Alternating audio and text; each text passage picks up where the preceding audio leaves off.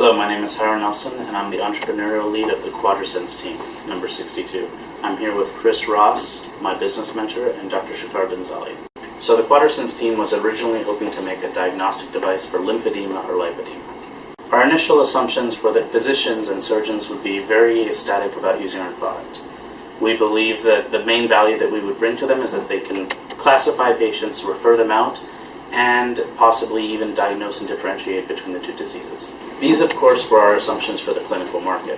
However, what about a personal market? What if we could use our device as a hydration sensor for athletes and military personnel and anybody else who really pushes their body to limit?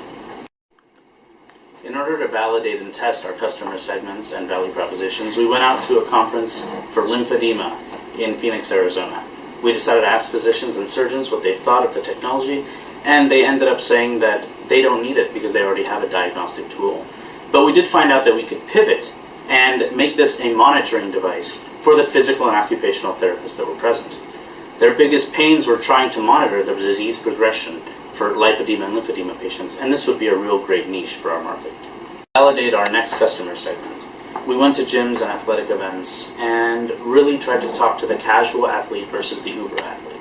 What we discovered was that the casual athlete really didn't care about the technology, but the uber athlete, on the other hand, really wanted to monitor his hydration, his electrolytes, and something new called rhabdomyolysis. This was a major pivot point for our device.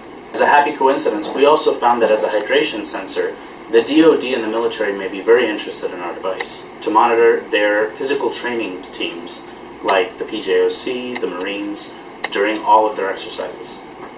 Now that we're towards the end of the I-Corps program, we find out that there's still quite a bit of discovery we need to do.